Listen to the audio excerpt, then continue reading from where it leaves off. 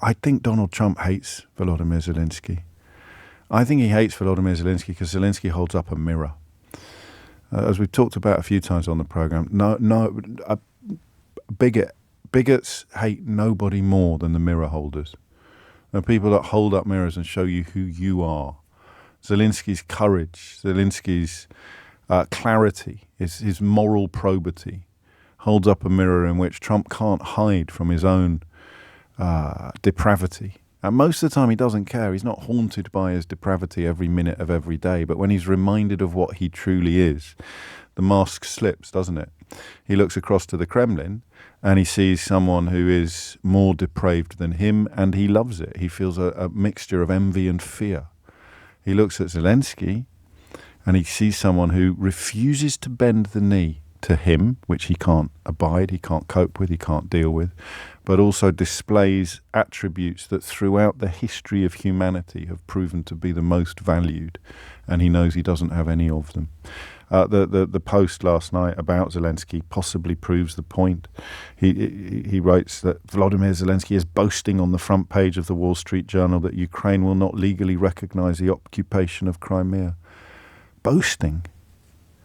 So remember those people who've just stolen the upstairs story of your house? Would you please stop boasting about how you're not going to recognise their right to stay there?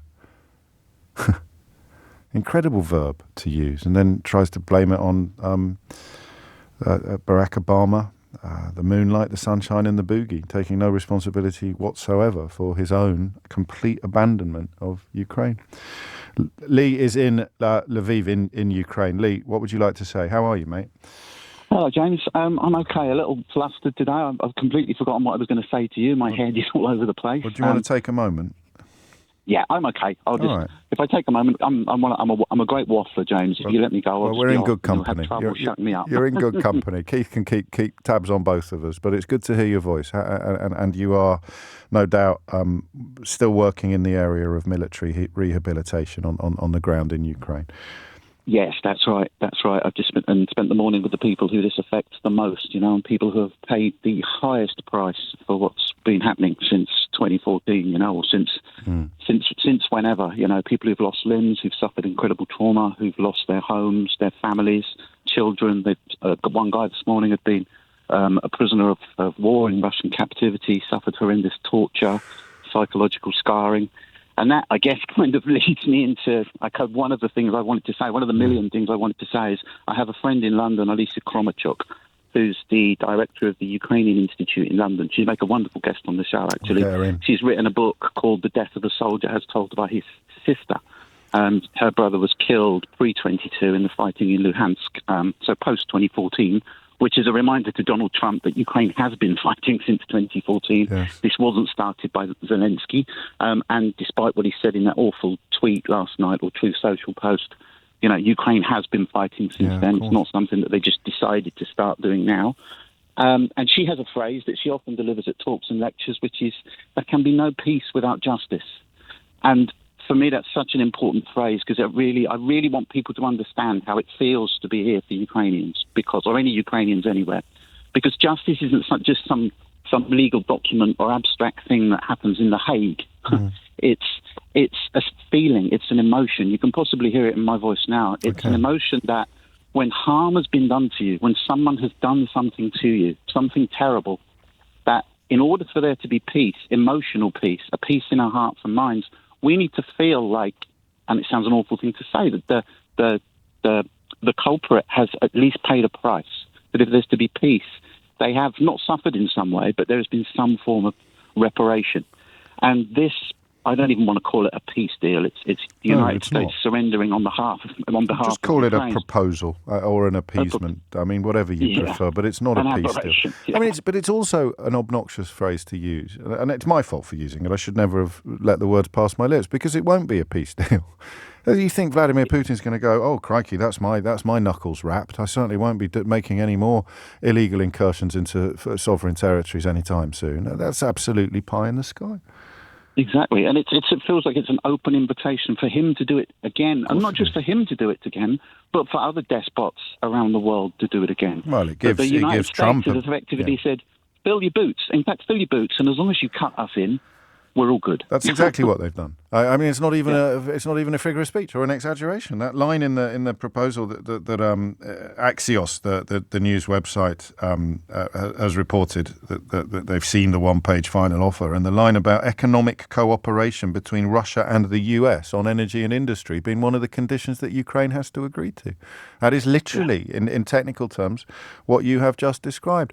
How do and I don't imagine it's the major topic of conversation when you're busy actually trying to help people cope with their injuries. But how are Ukrainian people in general processing? I mean, is it public opinion that the US, that Donald Trump is abandoning them? I mean, would you hear people in Ukraine at the moment arguing or suggesting or explaining that Vladimir Putin and Donald Trump are now allies, and Zelenskyy is the one that's been cast out into the cold by both of them?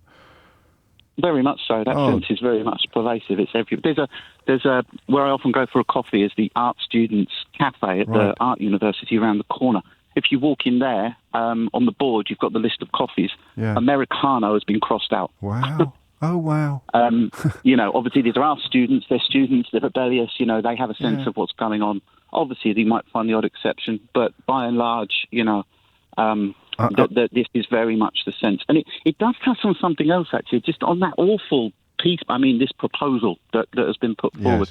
It also demonstrates such an abject lack of understanding of history and of current events and current affairs. And one of the many points that comes out for me is, one of the great ironies is the MAGA crowd, Trump, Vance, they've liked to push this propaganda, this Kremlin propaganda line that Zelenskyy is somehow some form of dictator. And here's the great irony, precisely because he's not the thing that they say he is, it makes this peace proposal worthless. Because if you take, for example, things like the recognition of Crimea as Russia, it's Zelenskyy that won't do this. He's causing problems. Zelenskyy cannot do this because he's not a dictator. He has to put this before the Ukrainian parliament, and the Ukrainian constitution will have to be rewritten. Zelenskyy can't accept this deal. It has to be accepted by the Ukrainian people, and possibly, I may be wrong, someone would need to correct me, possibly by even a series of referenda. So the man just can't sign away huge tracts of Ukrainian territory or sign these deals precisely because he isn't the dictator that they claim he is. I hadn't clocked that, but of course you make perfect sense, and God save us all from referendums. I guess the bit missing from what you said is just even if he wanted to, because he clearly doesn't, but even if he did, he couldn't because of the constitutional requirements that you have outlined. It's the same as to think about martial law. I think about 2 weeks ago we had the most recent vote on martial law. Zelenskyy doesn't impose martial law that prevents elections. It's imposed by the Ukrainian parliament. And last time, I think the numbers were 364 the imposition of martial law, one against. And those 360 votes for are made up of even some pro-Russian candidates, even some opposition parties, some people who absolutely detest Zelenskyy, people who stood against him in previous elections joking that the guy's just a comedian, are voting for the imposition of martial law. This is not something that Zelenskyy can just arbitrarily sign away, precisely because he's not the dictator that the Russians, ergo, then Trump and Vance claim he is. That's such a brilliant point. And it also explains why they use the rhetorical dishonesty of claiming that he doesn't want elections and he won't have elections. It is that mad historical paradigm of accusing them of what you actually are, accusing Zelenskyy of being what Putin actually is, but Zelenskyy demonstrably isn't. Could you imagine if Putin was subject to actual proper democracy? It would be the world would be an entirely different place. Never mind Russia, but there they are accusing Zelenskyy of all the things that they're guilty of themselves. And I hesitate to ask this question, Lee, but what is the big hope where you are at the moment? What is? If you could somehow coalesce public feeling, whether it's the members of parliament that you've just described, or the broader population, or the people that you have personal interactions with, what's the big hope? What would be the thing that they mention in their prayers? As in something that could actually happen, as opposed to a divine intervention?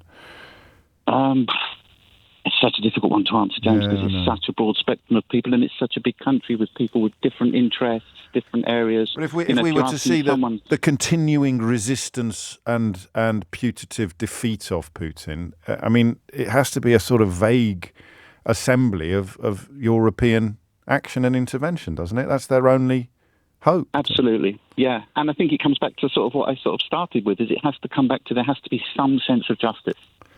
Some sense that Russia hasn't just won here and been handed a victory. And that's why this appeasement deal is so obnoxious, because it does precisely the opposite of deliver justice to the Ukrainian people. And also, this sense of security guarantees has to be there, because otherwise, as so many Ukrainians have said, Kira Radic, who often appears on British UK, British TV and radio, Kira often says, we're fighting this war so that our children don't have to.